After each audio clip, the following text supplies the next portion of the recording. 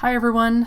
First, I want to say thank you to all who have supported me so far in my journey to train for a 100-mile race in October, and as part of that, raising funds for the Interstitial Cystitis Association. I have a goal of 5,000 and we're at 900, so we are well on our way, and I am grateful to everyone who has contributed so far. So we are 8 weeks out from race weekend at this point, and as promised, each week I have committed to sharing something that I have learned from ultra running that I think has relevance to managing a condition like interstitial cystitis or bladder pain syndrome. So this past weekend, I had 2 very long runs back-to-back on Saturday and Sunday. This is the part of my training where the intensity goes up. And I had done 17 miles on Saturday. I knew I had to do at least 20 on Sunday.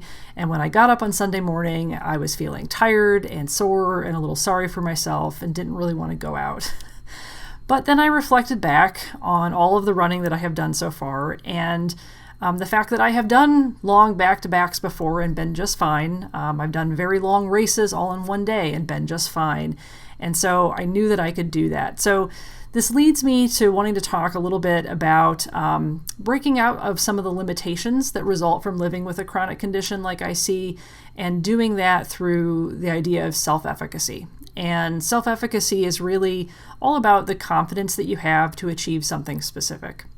So a lot of people ask me about how I run ultras, and it's a good question, especially for me. I am not athletic. I am short. I am chubby.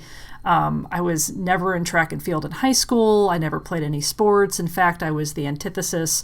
I remember almost failing gym class at one point in junior high. So there's no natural athletic ability that I possess.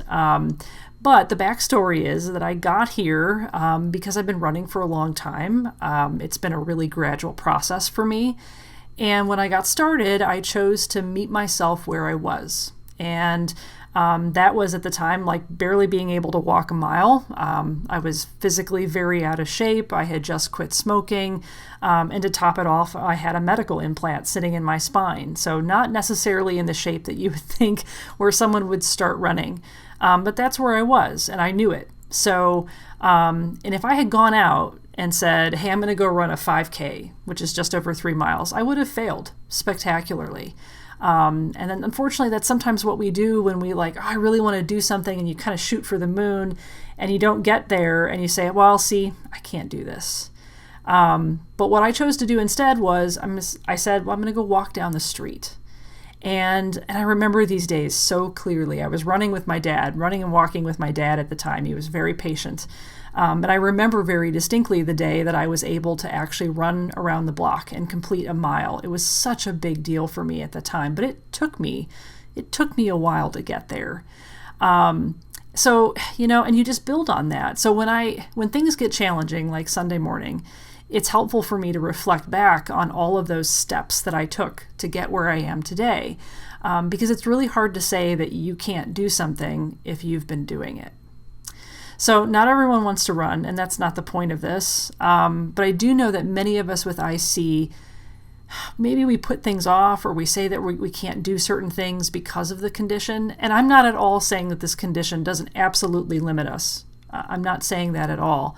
But maybe it doesn't have to limit us in all the ways that we think, right? So, what I would encourage you to do is to ask yourself, what is it that maybe you aspire to do but have felt inhibited by your IC? And then the next question is, how can you meet yourself where you are to get started? What could be your first step? The equivalent to me just walking down the street. I encourage you, as you think about that, whatever it is, whether it's, who knows, travel, maybe it's physical activity, maybe it's going out and volunteering, maybe it's engaging with friends and family, whatever it is, set some small goals for yourself that you feel confident that you can achieve, and be really specific when you set those goals. Like literally, what am I going to do this week? When? How much? And then ask yourself how confident you are. And if you're not confident, that's usually a good sign to kind of reflect back and maybe rethink your goal, maybe make it a little bit smaller and a little more feasible. So that's what I've got for this week around building self-efficacy. Next week, I'm going to talk a little bit about staying hydrated, something I have found to be absolutely essential for both ultra running and managing my IC. Until then, take care. And again, thank you for joining me.